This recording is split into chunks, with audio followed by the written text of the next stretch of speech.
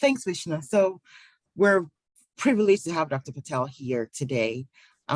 She is the 2021 Kirsten Hessinger Visiting Professor in the Department of Sociology at UMia University. Most recently, she was a distinguished professor at Satribal Phule Pune University and a national fellow at the Indian Institute of Advanced Studies, Shimla. She has also been a professor at the universities of Hyderabad, Pune, and SNDT Women's University. Professor Patel's work on modernity and social history, history of sociology, social sciences, urbanization and city formation, social movements, gender construction, caste and class formation in India, combines an historical sensibility with four perspectives: Marxism, feminism, spatial studies, and post-structuralism. She has authored, edited, and co-edited 13 books and 65 peer-reviewed papers, books, or book chapters. Professor Patel is the series editor of Oxford Indian Studies in Contemporary Society, Oxford, India, and Cities and the Urban Imperative, Routledge, India. And in between 2010 and 2015, she edited Sage Studies in International Sociology and current sociology monographs, Sage London. She's been associated in various capacities with the International Sociological Association and has been its first vice president for national associations between 2002 and 2006. She was the president of Indian Sociological Society from January 2016 to December 2017. Professor Patel holds a PhD from Jawaharlal Nehru University, an MA from Dalhousie University, and an MA and BA from the University of Bombay.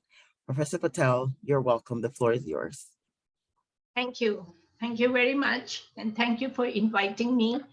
I know we are late by 20 minutes. Does that mean I have to cut my time, or can I still keep to 45 minutes? You can still keep to 45 minutes. Please keep to 45 minutes, yes. Okay.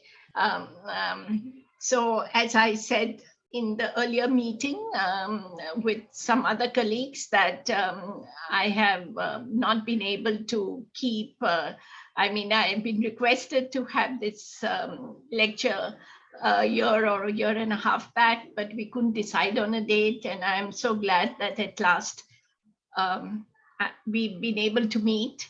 And thank you once again for inviting me. Let me start with a caveat. For the last 15 years, I have been concerned with trying to understand how to move beyond a nationalist sociology and to think about how to think about global social theory. And it is that project that led me to engage with the work from 1980s onwards of first the subaltern school, then in the 1990s, the post-colonial school, and then from mid-90s onwards, the decolonial school of thought. And this engagement has led me to ask many questions regarding how to understand these interventions. Because I'm a historical sociologist, I started by asking where the origin of this thought lies, and to understand the differences that are there in these positions, and to ask how they can contribute to thinking about global social theory without it becoming a universal theory of the universities and academic scholarship of what is called the global north. So in order to ask this question and to come to an assessment, I thought the best way is to understand the origin of these ideas and to assess how to link these ideas across the last many decades in which they have emerged. This project, therefore, led me to look at, from late 19th century onwards, the way in which colonialism was theorized and how it emerged and then went on to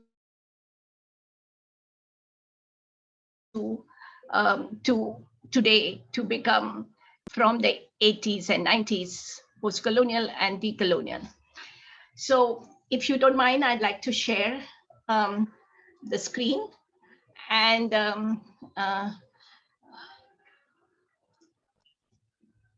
can you see the screen? Yes. Okay, so this presentation is about, as you can see, it's about colonialism and its knowledges. And I start off with a problem that I have just discussed, and that is that the current sociological imagination abounds with many perspectives, like the post-colonial, the decolonial, Eurocentrism, colonial modernity, indigenous theories. And they also have concepts such as captive mind, coloniality, colonial difference, extraversion, and subordinity. So, and various scholars and various theorists emphasize one or the other.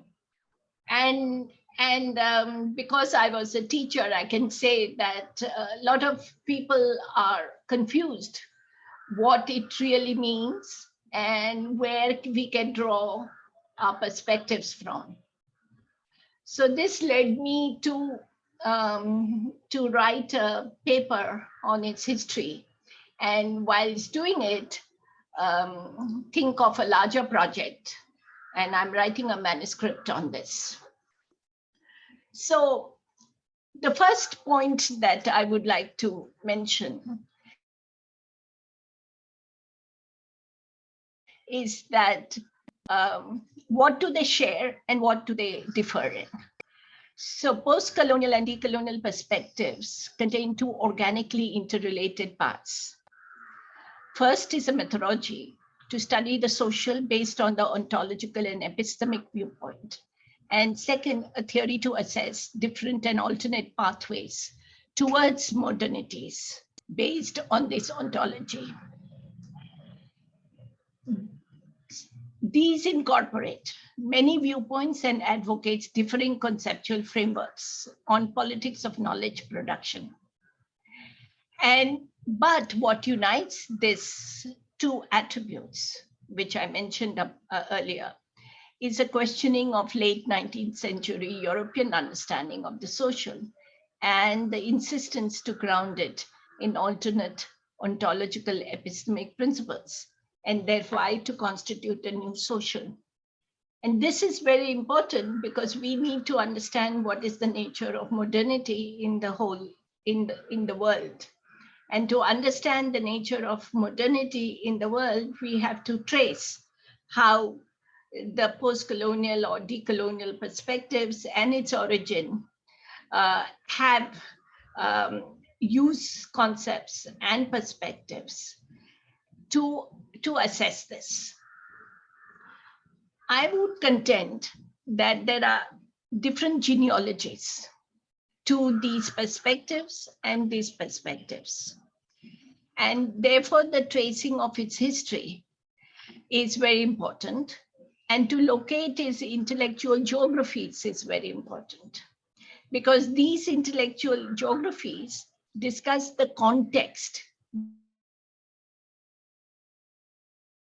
which is colonialism, and connecting up colonized and colonizing countries and regions and nation states. There has been different contexts and different ways in which colonialism has imposed itself. So it is important to understand both the both the positions which all of them share, but at the same time, positions which they don't share. So I would contend that the history starts with late 19th century. We see one very important contribution made by Jose Rial in Philippines, who talks about how to understand colonialism in the Philippines and discussed the way the Spanish colonialists thought of the people of Philippines as being indolent. And that led to his critique of the way the colonizing Spanish bureaucrats had displaced through their economic and political interventions an entire civilization and its history from the way in which the colonized in Philippines were being subjected to. The same kind of understanding came with the Indian politician, Dadabhai Nauroji, who gave us the drain theory, how the British were draining India of its wealth and therefore were creating wealth for itself at the expense of India. So these were nascent prehistorical ways in which colonialism was thought of, and it is only in the late 1940s and the early 50s that a full-fledged anti-colonial and anti-nationalist and pro-nationalist movements presented us with a way to think about colonialism and how to think of sovereign intellectual perspectives. It's very important to understand that they thought of the entire Western social science, which had emerged by late 19th century, both as social sciences, which were separately organized as economics and political science and sociology and anthropology and history. These social sciences, which were organized differently and within university structures, they thought of these late 19th century theorists as not representing and giving the theoretical positions that organize the conditions and the experiences of the colonized. And consequently, they therefore thought, how does one have sovereign intellectual positions or theoretical positions that organizes a new way of thinking? And that new way was thought to be the indigenous perspective. So the first phase of intervention in the politics of knowledge production was through what was called the indigenous perspective. And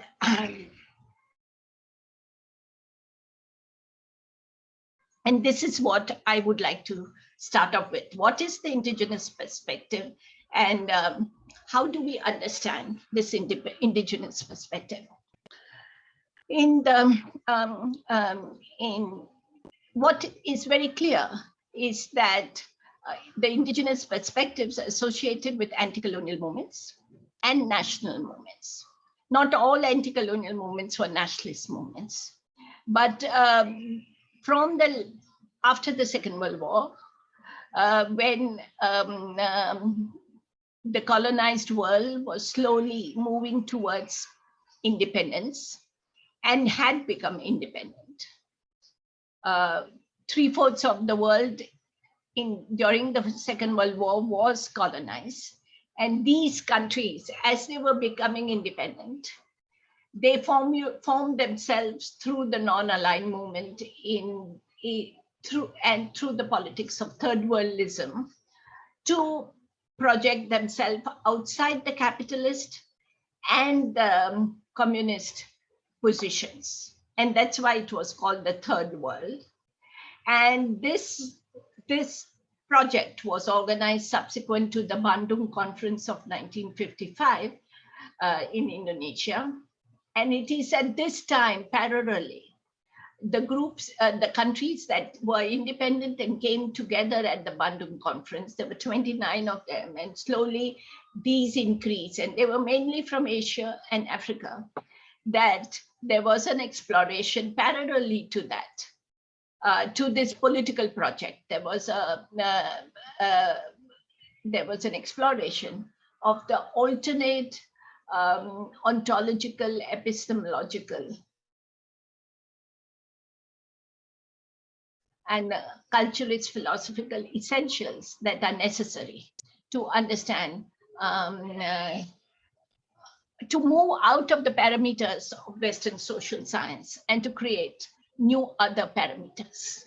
Now, what was indigenous science, indigenous social science? And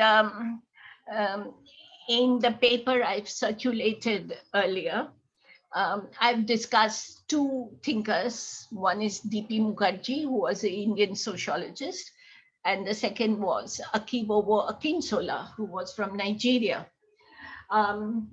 Before I go into their positions, I want to first highlight 4 points that the indigenous social science had. These were most of those who came together through the various conferences that they had in the early 50s and the 60s, from various countries in Asia and Africa, in the conferences of Asia-Africa social sciences that various countries promoted, which included India, Indonesia.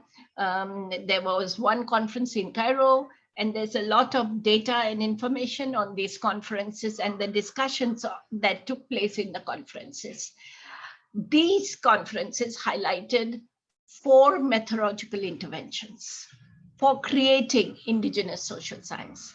The first one was that we had to have those who are insiders, that is, those who are citizens, and those who are natives to do indigenous social science. Secondly, it was to use local sources, and in languages that are local to the region or the locality, that had to be used for doing work. So it was, the scholars should be from citizens or natives or from that area.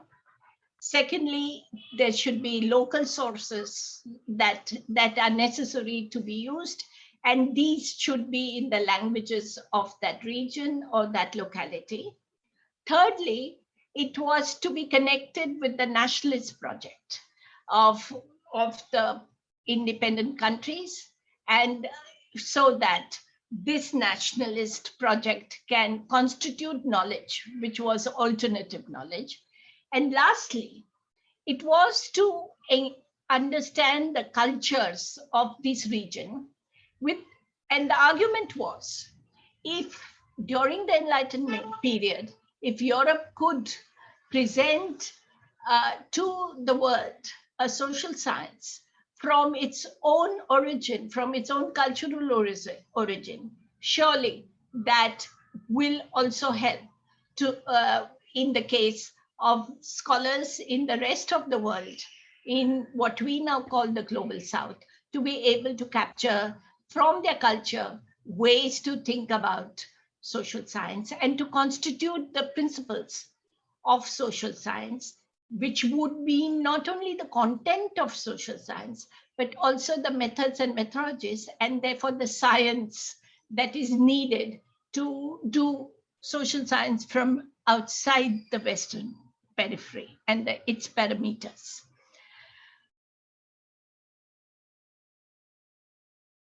And both D.P. Mukherjee and Akibowo Akinsola were involved in that. Mukherjee used the sources of Sanskrit literature, which were written, and Akinsola uses the myths and poems of a community in Nigeria to create that social science. I won't go into this in detail because I have to go into too many of the other scholars who have contributed to it.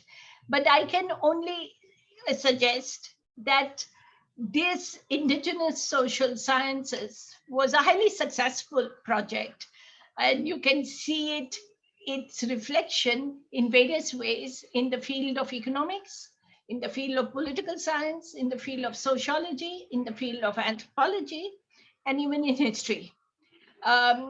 Depending on how much investment each of the country made to creating the educational infrastructure for supporting this project of indigenous social science.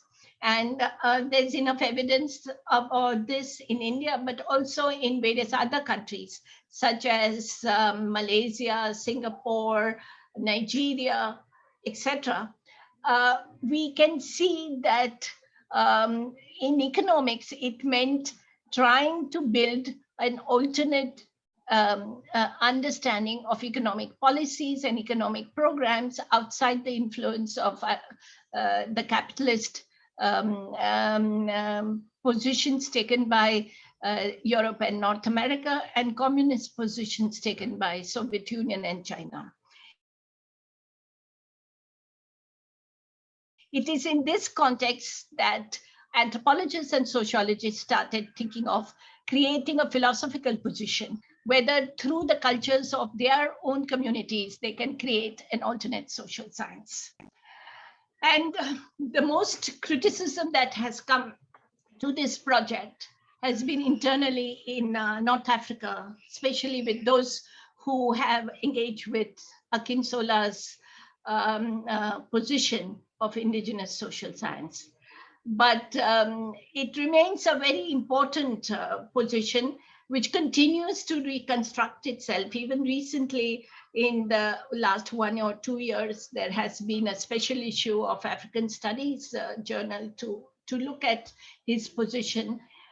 But there were within those who engage with this issue, a question that has been raised. In what way can oral literature help to constitute a new social science, as Akinsola discusses? And it is in this context that I want to bring in the discussion by Pauline Hutunji, a Benin philosopher who was associated with also the government of Benin at a certain point of time, who presents to us a way to think of indigenous as endogenous. He suggests that the whole question of endogenous is part of a binary that emerges during colonial times, and where the West was separating itself from the East. And the East had indigenousness, while the West had universal philosophical positions. And he argues that modernity should not be understood as being part of binaries, because diffusion of knowledge leads to adaptations. And some of these adaptations are accepted by in and through colonial encounter, while other adaptations are not accepted and through which resistance to knowledge is being done. So he has a text which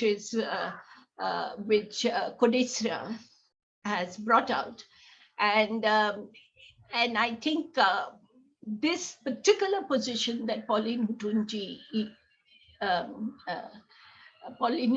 discusses, I will discuss it again in the context of decolonial theory.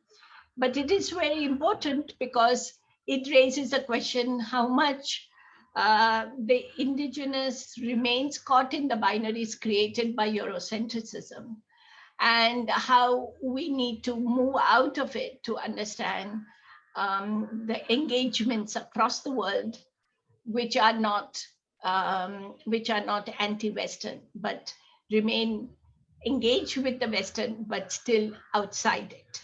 This issue is also discussed by Syed Hussein Alatas, the Malaysian sociologist, who talks about the captive mind and discusses this captive mind as ways in which one can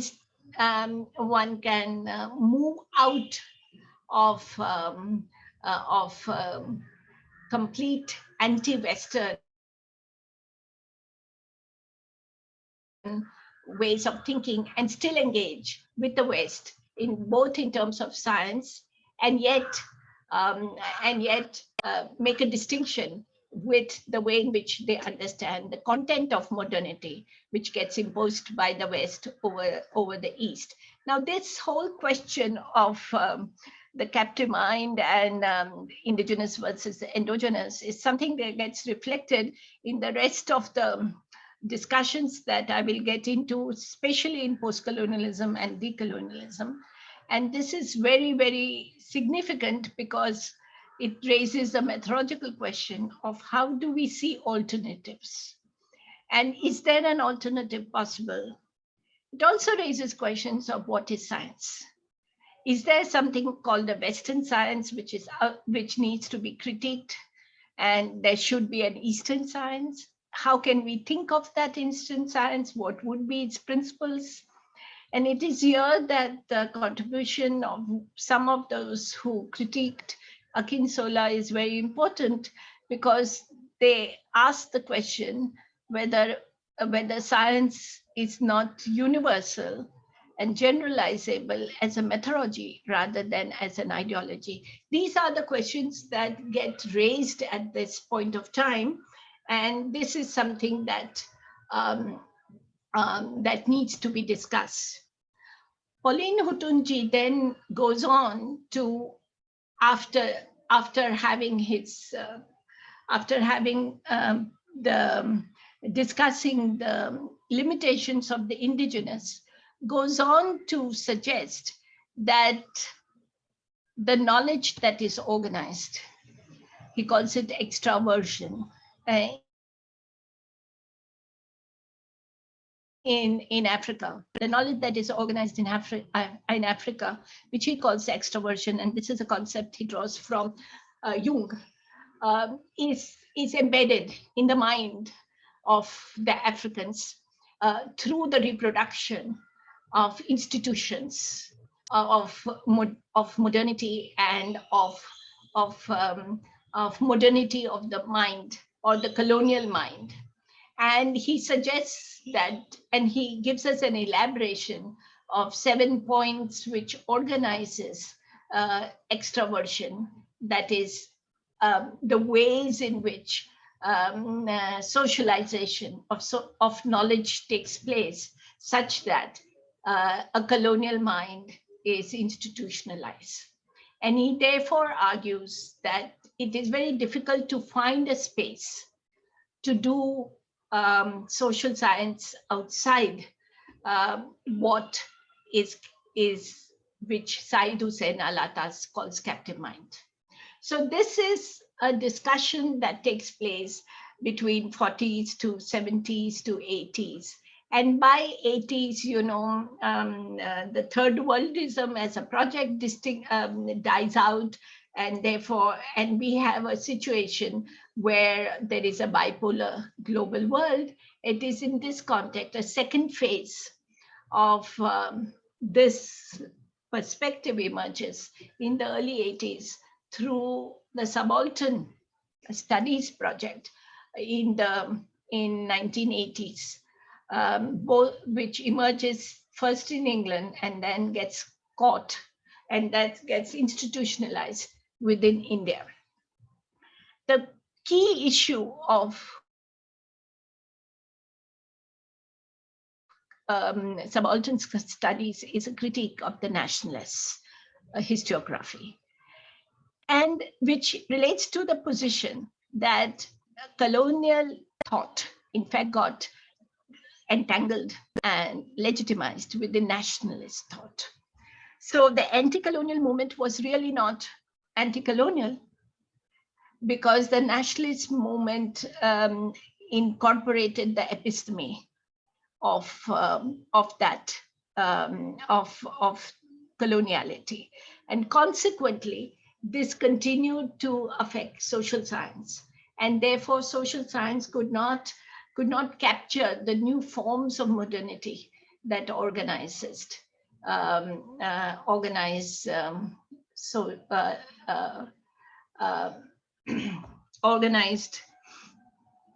contemporary social science. Part of the subalterns migrated to United States and then got associated with the post-colonial positions that were enunciated at that time in late 70s and early 80s. There are three some which are key to the post-colonial positions in early 20th, late 70s and early 80s. And this was with, these three are Edward Said's, and he wrote, of course, everyone knows Orientalism, but the other two are Gayatri Spivak Chakravarti, who was associated with the subaltern school, and the third person was Bhabha. Now, what they presented was the idea, which is there in the indigenous school, that the imaginary of the Orient, that is how the East or various countries of the Orient were imagined, were related to the Western notions. And therefore, they incorporated the Foucaultian language of power knowledge by suggesting that language and literature, and they defines the character of Orientalism and produces Orient as an object of knowledge, and establishes outcome in terms of relations of power. So as a methodology, it interrogates both the past history and ongoing legacies of European colonialism in order to undo them. And it is at that point of time, those who were, and one of the reasons why this emerges in North America is to counter the American exceptionalism that has got institutionalized in United States in the 50s and the 60s, which suggested that United States was unique because it didn't have feudalism, it didn't have a working class movement, it was related to ideas of liberty and freedom, and this was unique to United States, and therefore United States exceptional, and it is. And in the 1965, Lyndon Johnson changed the immigration rules. Consequently, there was a growth of a large number of migrants that settled in the US, and especially the scholars who had come with anti-colonial ideas, and that is how post-colonial thought emerges in comparative English literature. But simultaneously, given Spivak's relationship with the subaltern studies, there were scholars who migrated from the subaltern also to the United States and were associated with the South Asian Studies Department in the United States. And they engaged with post-colonialism to suggest that history as a discipline, just as language and literature and comparative English literature as a discipline is related to post-colonialism. History as a discipline is also related to this post-colonial and can take a post-colonial study because it is about the archive. And the archive is the archive of the dominant elite groups. And this knowledge is about the Orient, and therefore the recovery of the subaltern subject is only possible by deconstructing the historical documents in the archive through the post-structuralist method. In this context, comparative literature and language, and therefore language, English language, and history in terms of the archive as a method to study history, archive as a method to understand history, both becomes objects of deconstruction and a methodology that can transfer knowledge from static disciplines to activist intervention. And therefore it is suggested by post-colonialists that they are themselves doing politics as they deconstruct through post-structuralism the historical documents. So there is continuity with the indigenous, and the post-colonial analysis has been considered, though, of course, too simplistic. It is argued that it naturalizes the various geographies constituting Orient in a universal argument.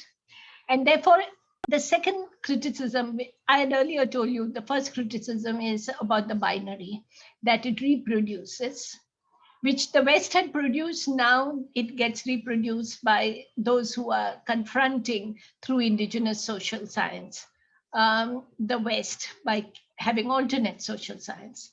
The second criticism is that there are various geographies constituting the various countries in the East, and therefore each of these countries have had different colonial engagements. And consequently, the theories that need to be presented and articulated and conceptualized needs to be different. So, so both these points are there in post-colonialism, the binary as well as the geographies. And thirdly, it is an anti-foundationalist position.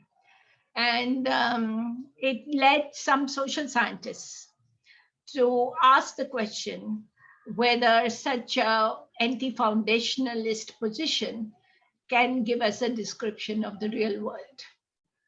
So these are the three positions that have emerged in the criticisms that have emerged with post-colonialism. And this leads me to the work of Quijano, in which comes in which initially emerges in the 50s and 60s when he was part of the dependency school in Latin America. But then he starts writing on academic dependency. That is how colonialism is also a knowledge which is epistemically dependent on the way in which Europe got constituted. And he inverts this problem by suggesting that the connection with the Americas in the late 15th century or in the 16th century ultimately leads to a new ontological and epistemic perspective. Now, before I go into what his position is, let me just suggest that that Quijano has been not only associated with dependency school, but also associated with Binghamton University and Wallerstein's world system analysis. They've written together, they have worked together, and Quijano uses the world system analysis and the dependency school, as well as the whole question of decolonization and post-structuralist arguments, to put forward a position called coloniality of power. And what distinguishes this position from that of post-colonialism is the fact that here modernity and colonialism is co-produced in his theoretical position, while in post-colonialism, modernity has come prior to colonialism, because as you know, much of colonialism emerges in Asia and Africa in the 18th and 19th century, while this is not so with Iberian colonialism, that is of Spanish and Portuguese, which emerges after 1492, when Columbus reaches the Caribbean. So the 16th century is where, according to Quijano, the first ideas about Eurocentrism gets institutionalized both in Latin America as well as in Europe. So this intimate connection of co-production leads to four characteristics of colonial power, coloniality of power: the economic process of capitalism, where value is transferred through control and subordination of forms of labor to capital, a social classification system around race, institutions of nation state and democracy, and a Eurocentric theory of modernity, which have two characteristics. One is a linearity, and the other is the binary. So this position of Quijano then gets organized in the Latin American scholars of decolonial, who earlier called themselves post-colonial, but later changed their position to decolonial because they said that their understanding of what is decolonial has something to do with the 16th century colonialism that emerges in Latin America. And this 16th century leads to an understanding where there is within Europe an institutionalization of racial classification with Christianity as a dominant ideology. And this position then gets institutionalized in 18th century after the Enlightenment, and then leads to social sciences. So the assumptions that constituted social sciences emerges in Europe, consequent to the colonial connections of Latin America, and therefore this is where the origin of both modernity and colonialism lie. And these historical processes lead the decolonialists to suggest that, and which happens, and which brings in the indigenous in a new way, is that we have to get the original sets of concepts from the movements that emerge in Caribbean, Mesoamerica, and the Andes, to where most of them are not subjected to the four characteristics that Quijano talks about. And therefore, it is important to draw an alternative social science from those experiences. So we are back to the issues and project of indigenous that was earlier put in 1940s and 50s. And with that, the decolonialists talk about Occidentalism, imperial difference, colonial difference, delinking, border epistemology. A large part of Quijano's thinking is drawn from the Marxist thinker Samir Amin. His concept of Eurocentrism is very well known, so is his concept of delinking. So there's a connection between the African conceptual propositions and the Latin American later, as they put it together.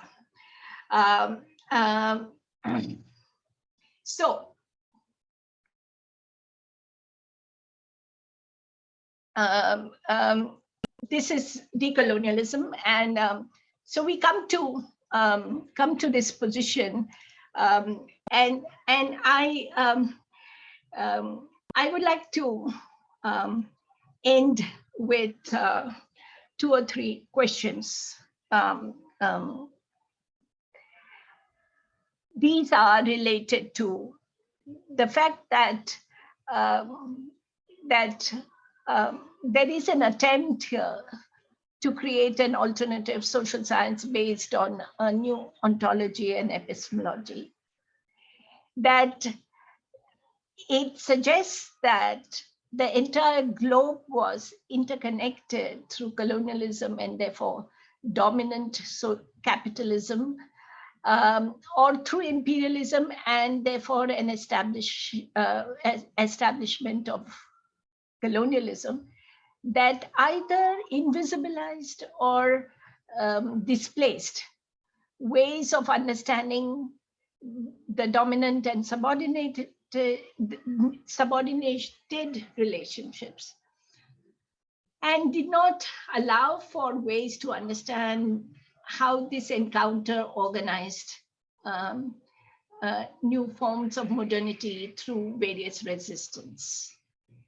And this is where the complications in this set of propositions arise. And this relates to the following questions. If modernity is alternate modernity and its theories need to be conceptualized, does anti-colonial movement carry the episteme of colonialism? Does nationalist movements carry the episteme of colonialism? If so, how do we conceptualize it? The second question then is, and that comes out from Hutunje's work, is it possible to ever get into a pure situation where groups were not ever engaged with colonialism? And therefore we can think of ways in which to draw out new ways to think of both the content of social change as well as the science to do it. Is it possible ever to think of that?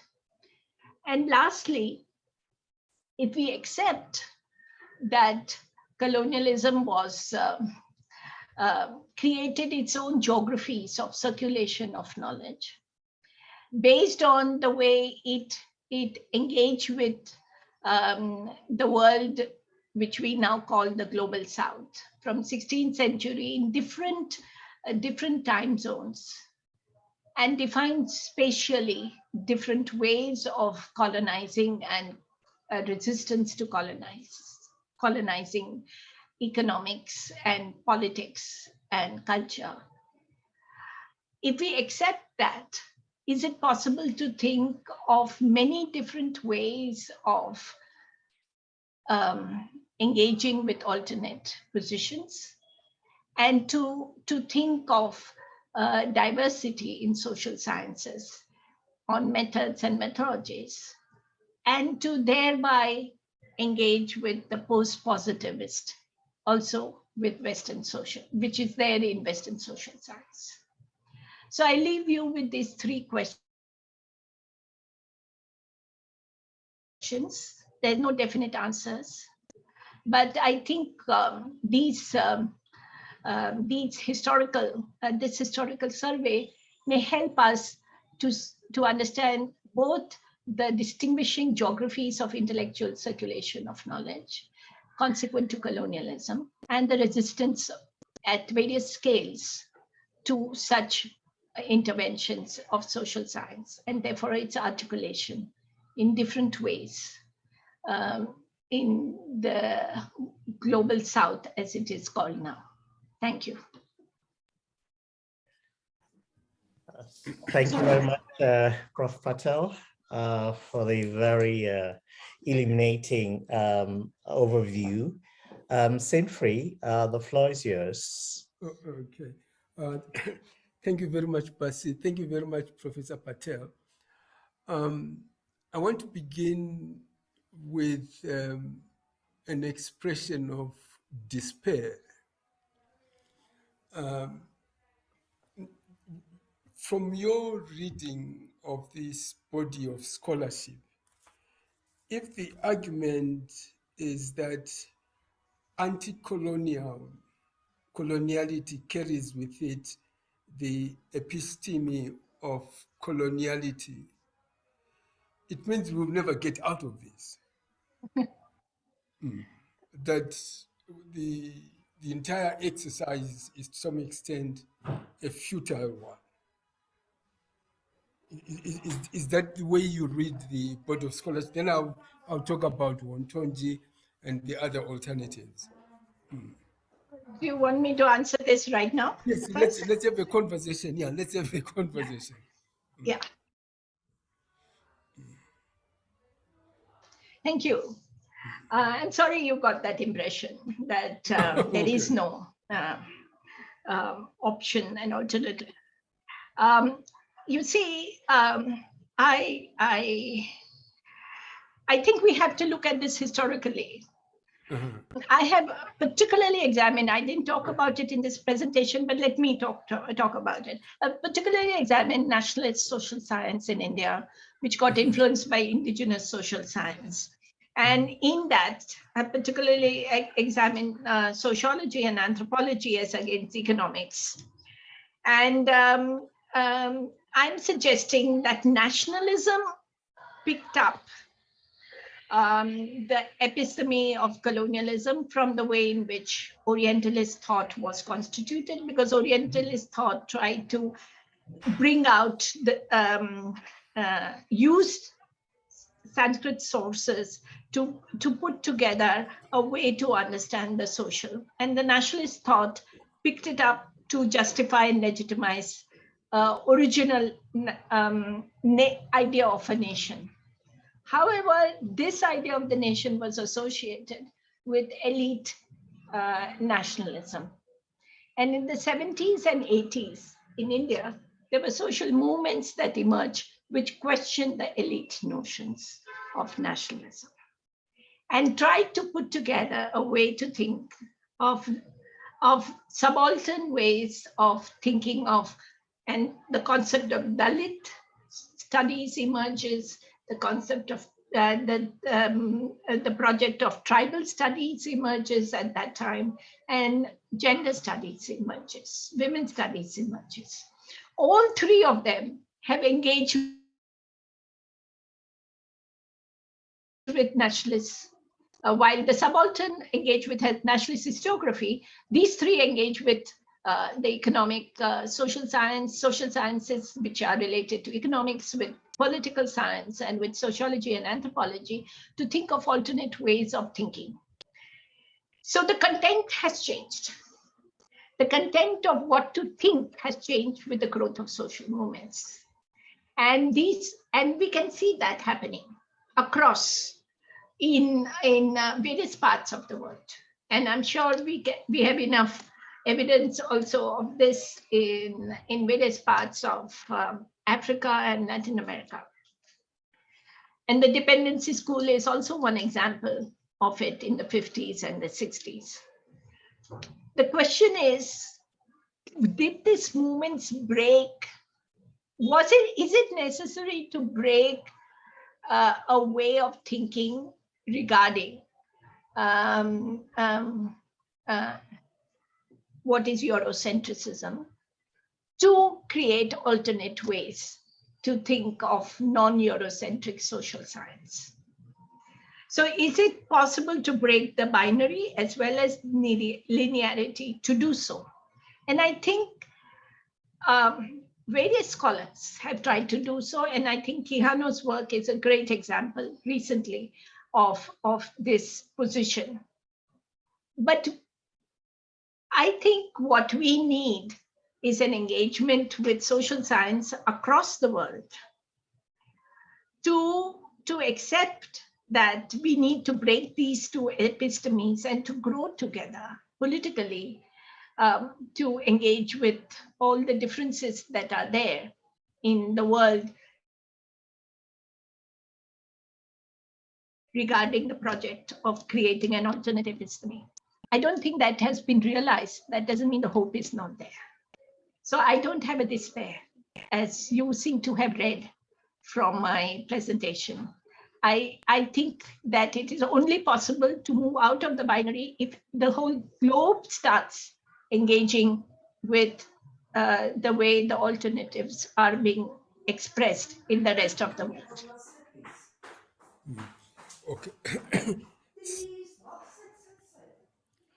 So I'm sorry about the background noise. I'm in a reception at a hotel because there's no power in my room. So you are arguing for a methodological approach in which, let's say, scholarship from the global south does not run away from engaging with the north, but enters into a rigorous and imaginative confrontation in which we lay clear where there are similarities and differences. Is that the methodological approach that you Yes. are proposing? Yes. Right. Okay. Now let me move on with that. If we were to do that, the issue then I think becomes like you are talking about alternative social sciences. My question to you is this: don't we end up, if we follow that road of engagement, coming up with a hierarchy of social sciences, what we may regard as the core social sciences and peripheral social sciences, that engaging with the northern global north social sciences is simply a strategy which will end up reinforcing existing power differences? Let me give you a personal reason, a personal concern I have about it. I've argued about this with my spouse, and she argues that the more I read and write about this, the more I sound Eurocentric. And that's why I come up with total despair, right? That is it possible that the alternative is not possible as long as you buy into the idea of a social science, right? If I argue for forms of expertise, then I may be able to move around the burden of social sciences. Yeah. Yeah. I understand this position. Can I reply, or do you want to say more? No, you can reply, then I'll give over to Basi. Basi will give over to Lynn and everybody. We just start off with a series of conversations. Yeah. Yeah. Okay. I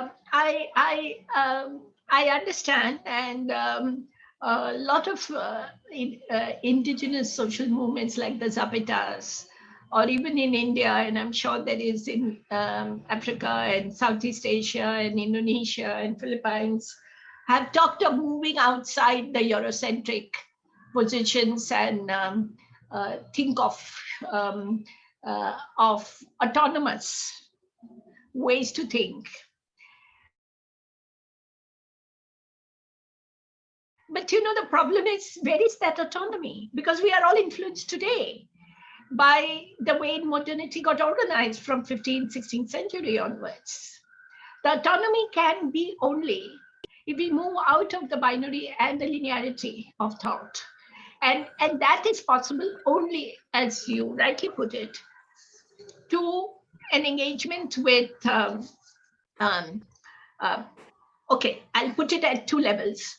I think we need to, when I grew up and I did my master's and bachelor's, and I'm sure this is true for a large number of African and Asian universities, we had to do European social science as well as Indian social science. No one does the same thing in Canada or United States. They don't do American social science. They think American social science is universal social science.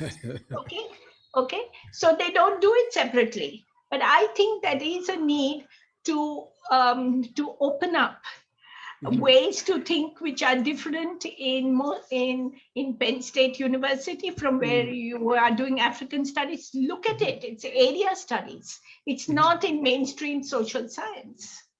Why should not discussions of Africa or Asia or various parts of the world be part of the social science curriculum in that? So that is one regarding the politics of institutional knowledge in global north, which needs to be broken, and that needs to be engaged with in terms of what is happening in the global south. But also, as I said, a methodological intervention, because I am thinking strategically. It's very important to understand different ways in which colonial encounter has led to different ways of thinking of social science in various parts of the world, which we not only have to see, but we have to accept that there won't be one way of doing it. There would be many different ways of doing it, and we cannot have a universal. Otherwise, we'll repeat the colonial universal. Yeah, yeah. And therefore, I would like to argue for diversity of approaches, to learn from those diversities, to apply those diversities across the world in different scales. You see, in a country like China and India, which are large countries, a nationalist project has not allowed localities to understand uneven ways in which both colonial and nationalist economic projects have got institutionalized. I think we need to do that. We need to decenter that too. And once we decenter in terms of scales, I think we can break the various knowledge circuits which are there, organizing dominant knowledges in the world. Let me raise the last question, then I'll hand over to Basi. You talked about the intellectual geographies, etc. What came to my mind, which has not been written about, at least in terms of sociolinguistics, is the major impact Indian sociolinguists like Rama Ahnotri, etc., have had in the 90s and early 2000s on shaping the nature of the discourses about language in South Africa. What is interesting there was the impact of Indian sociolinguists based in India who were visiting, for example, South Africa, and shaping the discourses about the discourses and politics of language, showing the extent to which you can have, like you were saying, these interconnections even across the global south in a very productive way. Yeah. Basi, the show is yours. Okay, well, thanks a lot, Sinfree. Can I just answer this 1 minute before you? Yes, please. Oh, yes, Yeah? yes. I just want to say that there are many engagements which have taken place. And we have to understand these are also conservative engagements as well as radical engagements. Yes, yes. So conservatives in South Africa and in India is also engaged with each other.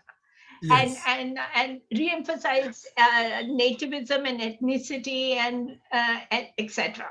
While those who are in the left or who are who want to create more emancipatory knowledge have also engaged, and we have to make a distinction between them. Yes, between the two. Okay, good. Yes. Okay, well, thanks a lot for the very lively conversation. There's a first comment here by Teboho.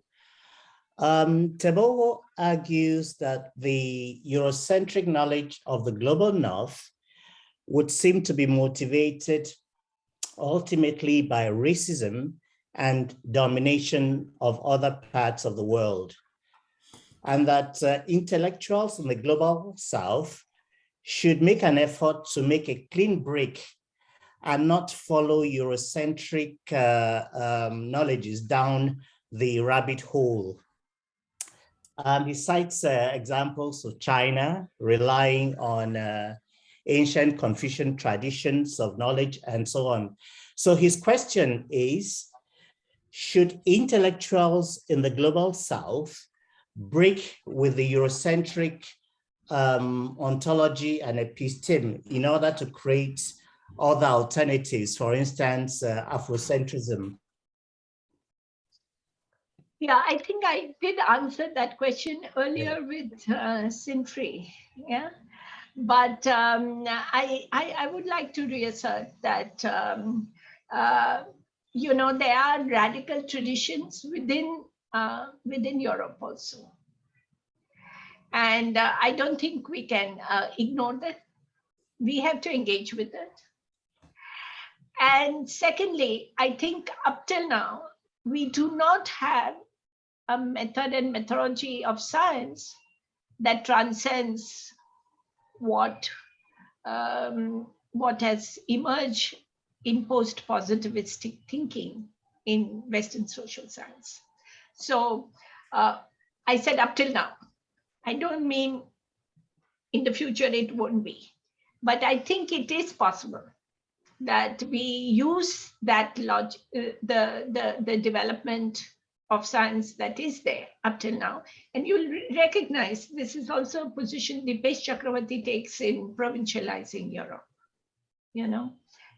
And I would like to continue with that position, saying that at this moment, we use that ways of thinking, because you and I and all of us here in this Zoom meeting can understand each other because we are using that same logic of that Western science, of how to think, what is logic, deductive logic, inductive logic, what is empirical, what is not empirical. And we use that to be able to communicate and say, this is not correct and this is not possible, but this is possible.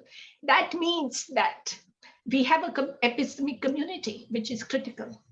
And therefore, we'll be able to displace what is not relevant to the ways we have experienced the world with another set of assumptions. But that's not possible without having an epistemic community, and we won't have that if we move out of a critique of Eurocentrism completely and find it in something indigenous. As I said, there is nothing indigenous, at least, that I can think of, because we are all connected through modernity, even though it's a dominant modern position. Okay. All right, thank you very much. Lynn Mario has indicated. Thank you, Basi. Thank you, Sujata, for that wonderful presentation. I'd just like to engage with, if we're here, I'm speaking from Sao Paulo, Brazil, by the way. I'd just like to engage with this, the issue of challenging Eurocentrism, and connect this with your, you come back to a kind of methodological insistence on, trying to find a methodology for challenging Eurocentrism within your discipline of sociology.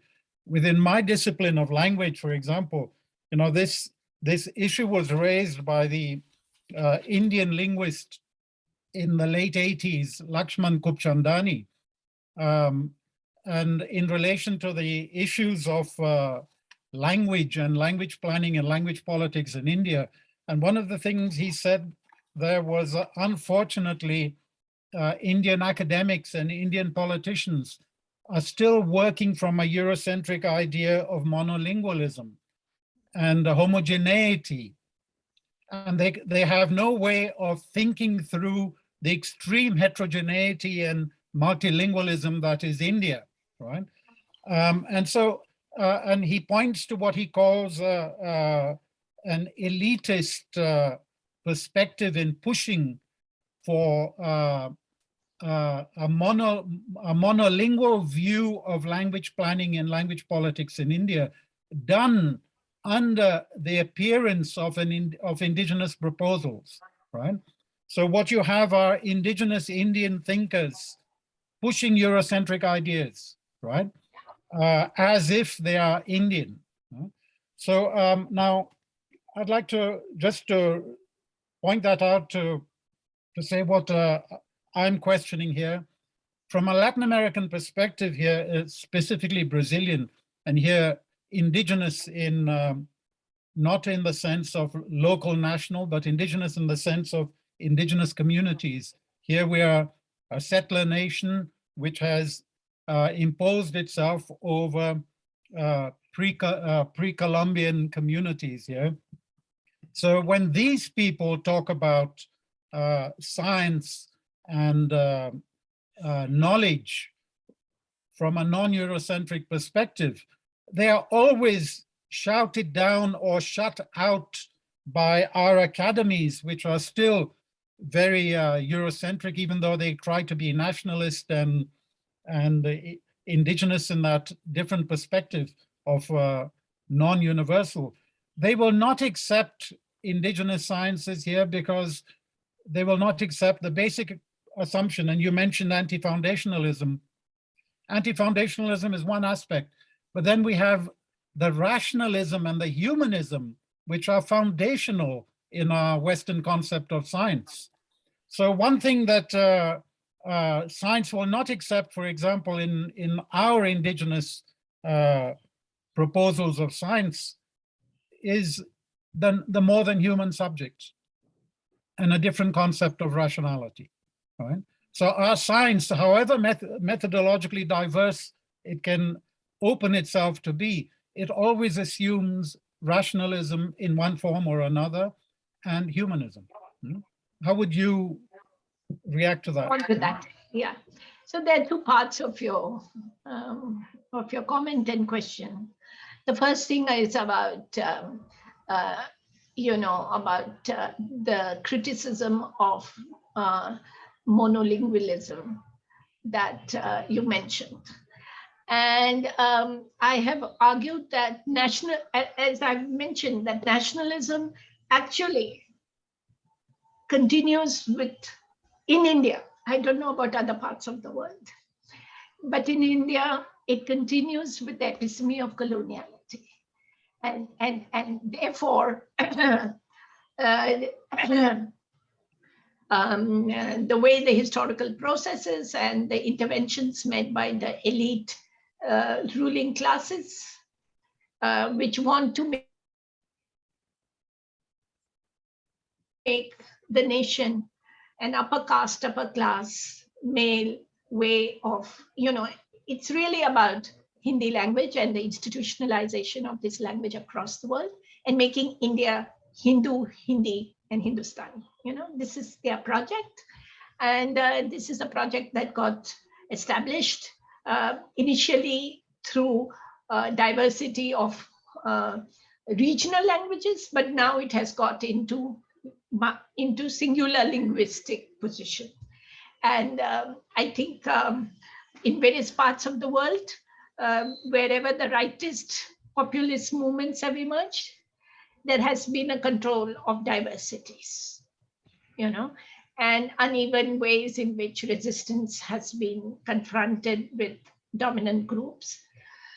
So consequently, this resistance is not allowed and people have been put in prison, etc., etc. And this has been the story of India in the last 8 to 10 years. But having said this, the question is, the second part of question is related to Western science and the fact that it constitutes itself through a humanistic position.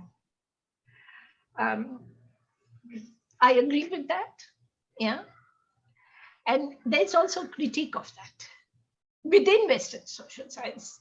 I mean, what you are just giving is a critique which has emerged within Western social science. It's not emerged from outside it. And that critique allows us to understand things with many questions, with the methods and methodologies of Western social science.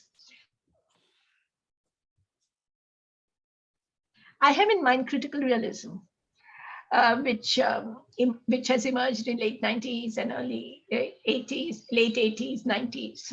And there are different positions within critical realism, from Marxist to conservative positions.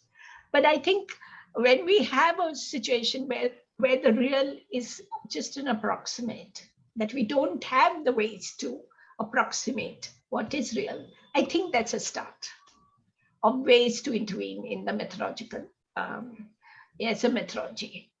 And that doesn't mean I suggest that we throw out other experiments which want to reject it. Even that kind of critique want to reject it. I would like to see what it is before I can make a judgment on this matter. And I think that is the only way to keep ourselves open to new ways of approximating the experience of what is happening around is the only way forward. And these comes through resistance and movements. It doesn't come through academia and its scholarship. Okay, thank you very much. There's, well, a question here from Letzela. I suspect it's still the same issue of our relationship to Eurocentrism and the ramifications of that. And I think part of this you've addressed. So Letzela says, where do we start with disentanglement, with disentangling from Eurocentrism? And argues that diversifying knowledge does not necessarily mean that the Southern episteme will recreate or even reproduce coloniality. Create or even reproduce coloniality. Yeah, I agree. And we have to go on being critical about that knowledge. Because, you know,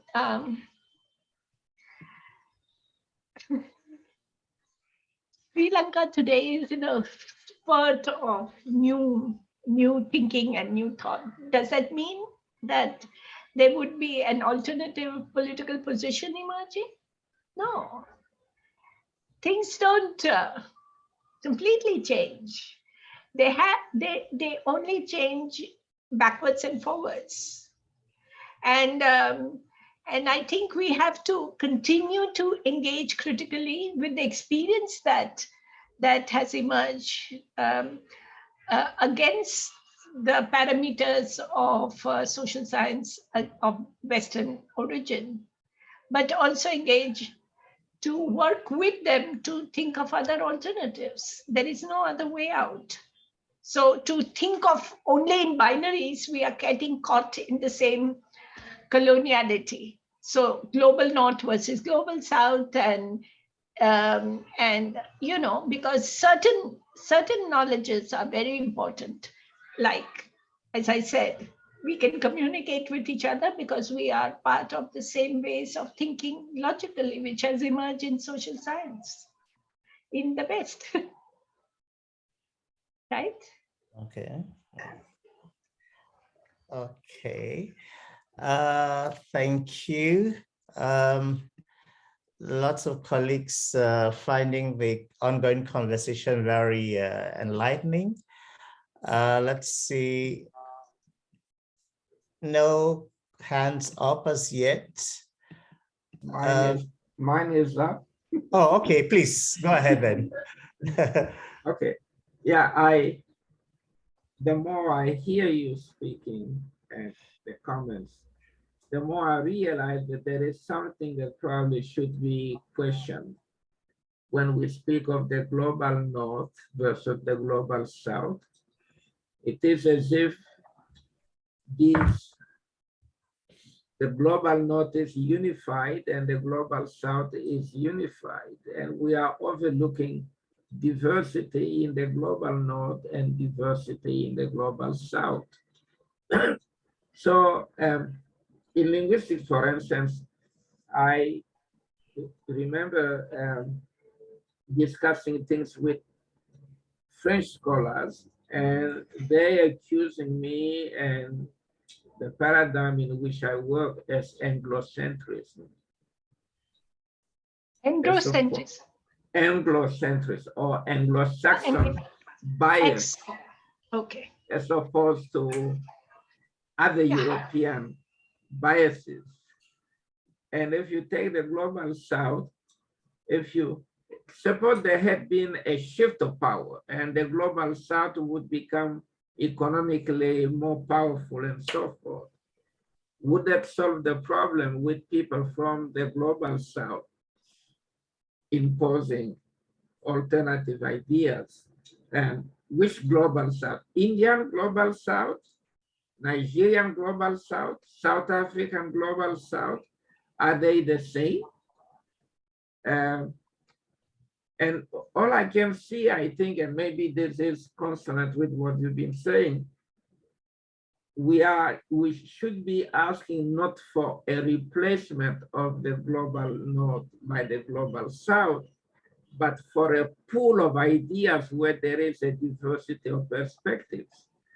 It's like we are dealing in the construction of knowledge, like there's something there, we call it knowledge, and it must be one for all of us. And that's impossible to reach. We see the world from our own individual perspectives, from our own cultural perspectives. And I think what we should be working for, it's not that I don't like the idea of decoloniality. I have been working for decoloniality in my career. But I think that putting myself in perspective, I want an arena where everybody has a voice and where our ideas can compete with each other or coexist, simply coexist with each other, acknowledging that we don't perceive the way the same way, that we don't interpret it the same way, and that what we make of it will differ from one perspective to another perspective. And so one thing I get from you, Sujata, is that what we need is an engagement with each other to determine when a particular perspective may be considered better than another, and in which context, not in universal terms, and those kinds of things. You know, what do you think of that? Yeah. You got me very well. You got what I'm trying to say very well. I think it's continuous, any knowledge making is a continuous conversation and engagement.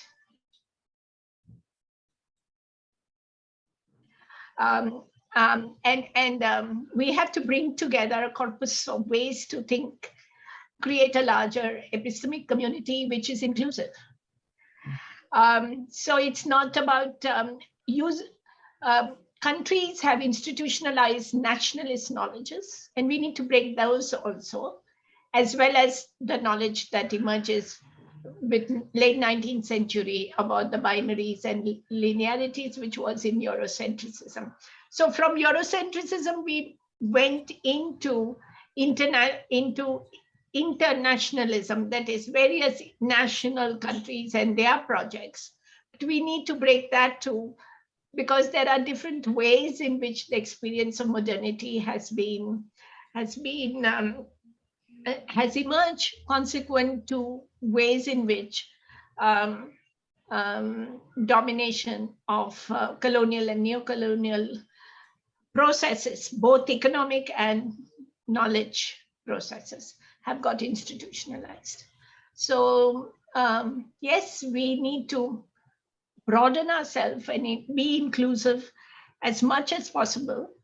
Social sciences are really about comparison. And the comparison is not only about similarities, but also differences of ways to think. And I think we need to bring that corpus together to be able to understand where to move forward. So I always have been talking of, engaging with diverse ways of thinking, so that we learn from that and move forward outside the ways in which colonialism had established knowledge production. Okay, thank you. I engage with that, please? Sure, Yeah. sure, please. Sujata, it seems like an obvious proposal what Salikoko just mentioned as well, but we've tried that. It sounds a bit like Kantian cosmopolitanism, right? So it's Habermas's proposal of communicative competence, right? The problem is, when we speak of inclusion, are we taking into account that we may be open to talking with people who are coming from different spaces, but are we aware that our histories, our ideologies may blind us to understanding or even perceiving that people have something to say in the first place? Yeah. I mean, that's something we have to take into account, our blind spots, which are, again, genealogical, historical, power-based, you know? And each generation will have their blind spots, you know. But I think if you look at it historically, we've seen that we've come in this last 100 years a lot more further than we did in late 19th century. And I think that itself shows that history tells us that we can do much more, because these blind spots are made as we resist it. And we have to constantly interrogate and critically. And each generation will have to do that. But over time, it's possible, I think, that history has told me at least, and I do believe that this history, you know, has helped me to understand that we move forward to make a critique in a much more, much more embedded way than it was earlier. And that is because that ideology and that blind spots have been displaced. I hope you agree there. Yeah, I like the word embedded, and I'd say embodied as well, right? Because that brings us, that emphasizes, you know, where we're speaking from, and where we're speaking from is where our blind spots originate. Yeah, thank you. Okay. I wonder if anybody in the audience would like to jump in with a comment, a question. Yeah, but I think, and in agreement with Sujata, it's also a matter of determination. So there are going to be barriers. So there is nobody, as far as I understand, that will say, okay, I have dominated you for so long and you want to dominate me, I'll leave the floor to you, do whatever you want. Everybody is defending their own interests. And, you know, but the question is to be sure that we don't give up to the resistance of the, you know, the received knowledge, or the promoters of the received knowledge, that we can keep saying, hey, I see this from a different perspective. Can you please consider it too? Okay. And if one particular person or one particular group says no, there is probably another group that says, yes, that's a valid point, let's pay attention to it. And we cannot anticipate what's going to come out of it, but it is worthwhile not being discouraged and saying, I think there is another point of view here that must be taken into account more seriously than at present. That's really what I think. Thank you. I agree with you. And I think that there are two comments that I want to make. One is that we have to recognize that power overwhelms at all points, between all individuals and between in economy and polity, etc. Associated with the idea is democracy. And we have a very formal democracy right now of representational democracy. But if you have a deeper sense of democracy, there is a necessity that we engage and accept differences in engagement, but we continue with the engagement. And I do agree that this may sound more Habermasian with what Lynn just said than I would like it to be, but I think that is the only way out. And I think that's the reason why we have these conversations. And we are having these conversations because there are differences and we need to engage with these differences and move forward from these differences to come to a much more consensus.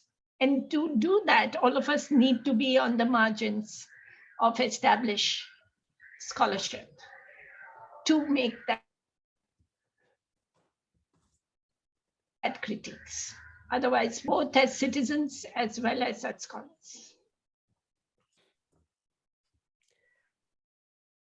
Okay, thank you.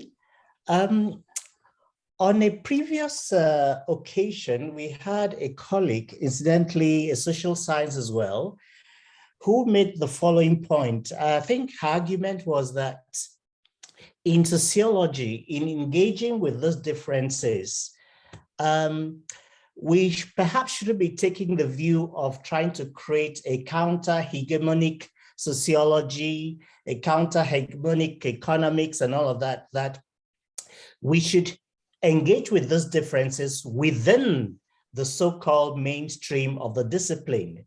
So we should be, in fact, pluriversalizing the knowledge within the so-called canon, rather than creating alternatives, because creating those alternatives ineluctably creates these binaries which you've been talking about. So the question would be for me, in engaging with those differences, you're suggesting that we engage with them from the periphery. But what's your take on the argument that no, let's get into the mainstream and disrupt that mainstream so that it's accommodating of the diversity of knowledge that there is? You would recall that Immanuel Wallerstein said that in the late 19th century, the social sciences as separate disciplines. I mean, this is in the Gulbekanian report called the Open Social Sciences. And he argues that Eurocentrism is linked to the disciplinary divides that have happened. And that the only way to transcend that Eurocentrism is to have multidisciplinary or interdisciplinary ways of intervening. So I think there needs a double strategy here. Intervening within sociology to move it towards social sciences.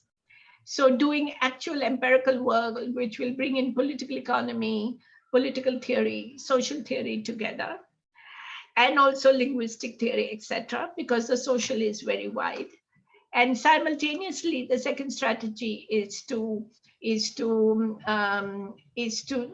engage with movements of resistance, which bring in what they call alternative ways of thinking, because then only we'll understand if there is any possibility of new ways of thinking. So we need to engage both with established and non-established. And that is why Samir Amin talked about delinking. He talked about it in terms of economics, and Mignolo picked it up and called delinking to be outside the new and new epistemologies, wanting to make new epistemologies. I think this delinking as a concept that Amin has used is very important. It goes into Quijano and from Quijano to Mignolo. And I think we need to step outside from our positions all the time. At the same time, critique these positions within the establishment. I mean, my career has been, I have been within academia and academic scholarship, but I've also associated myself with those who are, and learned from them, from those who have questioned established academia, because as you know, academia is associated with power and scholarship is associated with enormous power. And that is the Foucaultian understanding that we know of. So we should know what we are dealing with when we are in the position of power and how to move out of it also. Okay, thank you. So maybe we can come to the end of the recorded part of our lively set of engagements and move to the